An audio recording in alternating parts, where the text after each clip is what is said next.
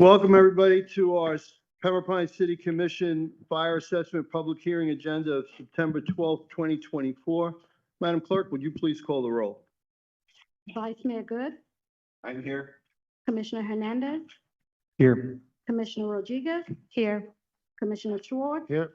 Mayor Castillo, Here. City Manager Dodge. Here. City Attorney Gorin. Here. We have a quorum. Mr. City Attorney. Thank you, Mr. Mayor. This is a public hearing. It's a public hearing for the consideration of reimposing fire protection special assessments for the provision of fire protection services within the city of Pembroke Pines, Florida for the 2024-2025 fiscal year.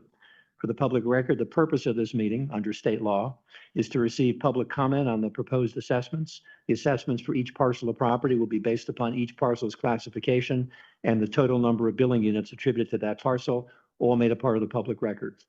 And with your permission, Mr. Mayor, this is a public hearing. I can read the resolution into the record and then Please. open that up for the record and public hearing purposes.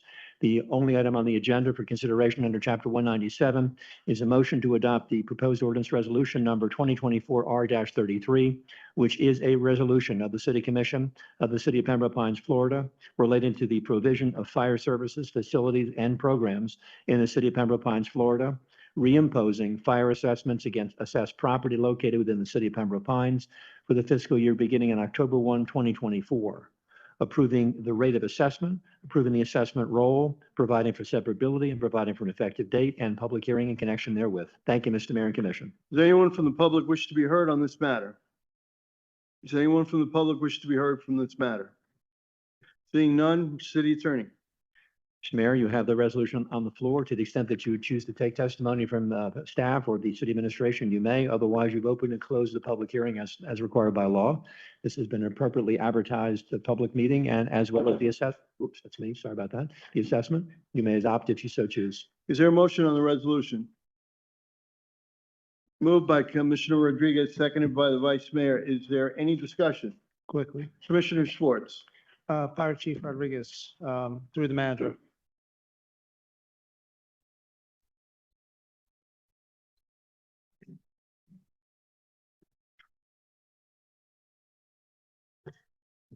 Marcel Rodriguez, Fire Chief.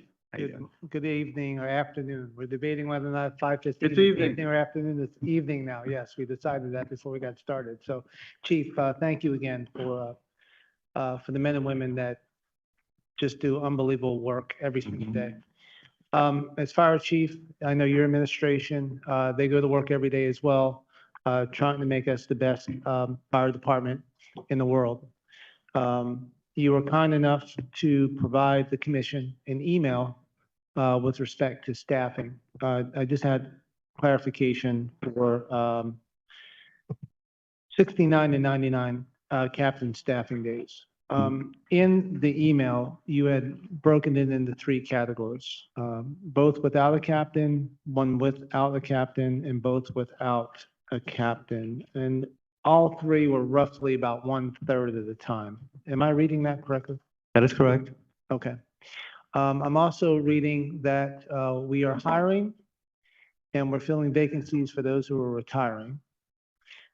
But it appears that we're constantly, from my viewpoint, not yours, that we are constantly trying to backfill vacancies after folks have left the agency. Is that correct?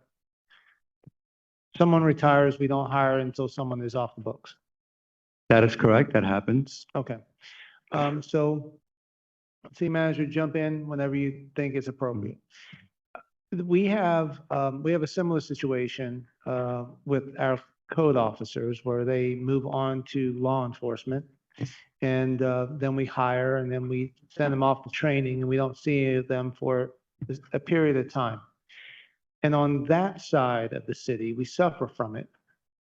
So this commission in this year's budget has increased the size of code in order to have a bench ready when the vacancies occur.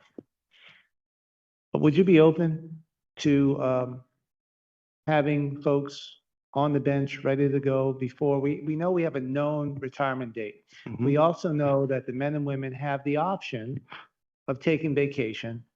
And typically they could be out anywhere from 1 month to 3 months before they leave. Mhm. And that time period will give us an opportunity to have somebody ready to go in lieu of perhaps spending overtime Mhm. to backfill some of the needs because we have staffing level. Mhm. Would you be open to consider that going forward? Absolutely, and we do that now, Commissioner, and thank you for the question. Mhm. So the city manager has authorized me to hire ahead of when that vacancy is expected to occur. You know, that's you know, Yeah, I got to be there's careful certainly- there. I usually try and go between 3 and 6 months ahead. I project. Often, we ask the employee, hey, what are your intentions so that we can plan accordingly? And when we know, then, obviously we can make more accurate projections and then hire ahead for that person. Not only that, we have a program, it's a recruit or cadet program Right. where we hire them as a cadet, put them through the training program and have them on standby. We haven't been able to actually get that off the ground because Mhm. those employees that have been cadets, we've actually ended up hiring them because others have failed out, et cetera. Correct. So what you're describing is that we currently do that now. We'll hire for between 3 and 6 months ahead. Now, with that, it hasn't happened, but it could. I run the risk of now carrying one employee over. Correct. And, if that were to happen, then that's a discussion that I'd have with the city manager as to, how to overcome that. Well, this That issue. this is where I like to be able to offer our assistance Mhm. as the policymakers. I can only speak for myself, and it's certainly a conversation that I think should be ongoing, not settled tonight, okay, but an ongoing conversation that we should be able to authorize from this dais to give you the authority to go ahead and do that, to give the manager the authority to do that. Because here's what we did on our side that also complicates things that you haven't mentioned, and that's the 8-year drop. We know when you hit 5, but after 5, you could be 6 years and a day and wake up tomorrow and leave. Well, there's no requirement to notify. We have the same issue on PD side as well. So I think we may have handicapped our first responders, our chiefs, not being able to plan for the future. Okay, so I think if we run over, there's certainly training days, there's certainly call outs, there's certainly opportunities to, maybe reduce overtime by backfilling.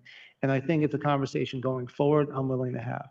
The other thing that we know from a year ago, BSO had a loss on a helicopter, Mhm. and the sheriff the year before told the commission that they needed